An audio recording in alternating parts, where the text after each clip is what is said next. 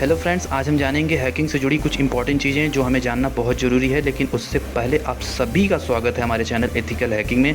अगर अभी तक आपने हमारे चैनल को सब्सक्राइब नहीं किया है तो प्लीज़ सब्सक्राइब कर दीजिए, और अगर आपको वीडियो अच्छा लगेगा तो लाइक करना ना भूलिएगा। तो चलिए शुरू करते हैं।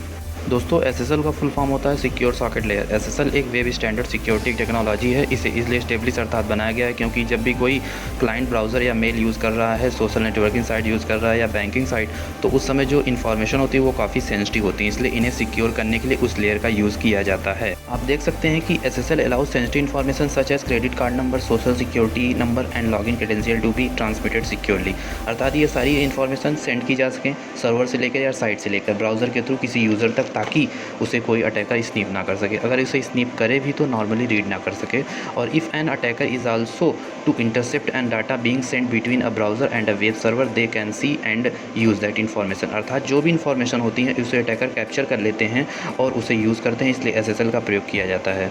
एसएसएल का मेन यूज़ आप यहाँ देख सकते हैं कि SSL secure millions of people data on the internet every day, specially during online transaction और व्हेन ट्रांसमिटेड कॉन्फिडेंशियल इन्फॉर्मेशन। अर्थात जो भी ई कॉमर्स साइट्स या बैंकिंग साइट्स होती हैं या मेलिंग साइट्स होती हैं, वो ऐसी गुप्त जानकारियों को सेव रखने के लिए एसएसएल का यूज़ किया जाता है। और एसएसएल का यूज़ एचटीटीपीएस के साथ किया जाता है। जब भी आप किसी वेबसाइट को डालते हैं यूआरएल बार पर या एड्रेस बार पर या किसी वेबसाइट के नाम के डोमेन नेम को डालते हैं, तो वहाँ पर एचटीटीपी ना यूज़ करके एचटीटीपीएस का यूज़ किया जाता है। एचटीटीपीएस का full form hyper text transfer protocol इन सिक्योर, और एचटीटीपी का हाइपर टेक्स्ट ट्रांसफ़र प्रोटोकॉल। और अब आप यहाँ पे इसको और विस्तार से समझेंगे तो आप यहाँ देख सकते हैं कि जब कोई नॉर्मल यूज़र जब अपना पासवर्ड सेंड कर रहा होता है किसी रिसीवर के पास, तो यहाँ पर हैकर उस पासवर्ड को स्नीप कर सकता है। अगर आप एचटीटीपी का यूज़ कर रहे हैं तो एचटीटीपी को यूज़ करने पर हैकर बड़े आराम से किसी सॉफ्टवेयर का यूज़ करके आपके डाटा को स्नीप कर सकते हैं। और जब आप यही एचटीटीपीएस यूज़ करते हैं तो आप देख सकते हैं you got to know that if an introducer gets an unauthorised access of an on going communication between A and B. अर्थात आप जब भी कोई पासवर्ड किसी के पास भेजते हैं तो वह इनक्रिप्टेड फॉर्म में पहुंचता है और वहां सर्वर के पास पहुंचने के बाद वह डिक्रिप्ट हो जाता है।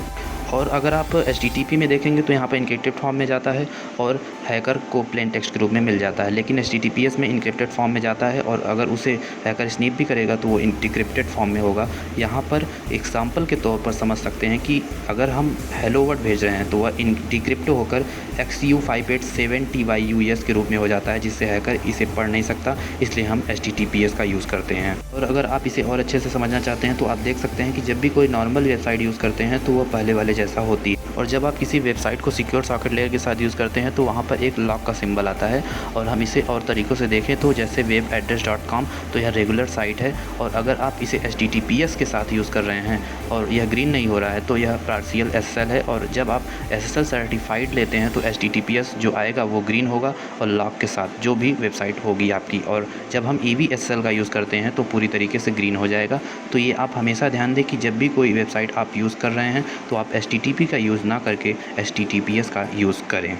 और अगर अब हम इसे पिक्टोरियल रिप्रेजेंटेशन में समझेंगे तो हम कुछ इस तरीके से समझ सकते हैं। तो अगर आप यहाँ पे HTTP का यूज़ करते हैं और ये ISP अर्थात इंटरनेट सर्विस प्रोवाइडर, तो अटैकर जब भी स्नीप करने की कोशिश करता है तो उसे बड़े आराम से गेन कर सकता है, जैसा कि आप पहले में देख सकते हैं। तो उस समय आपको पता भी नहीं चलेगा कि आपकी एक कॉपी सर्वर के पास और एक अटैकर के पास जा रही है।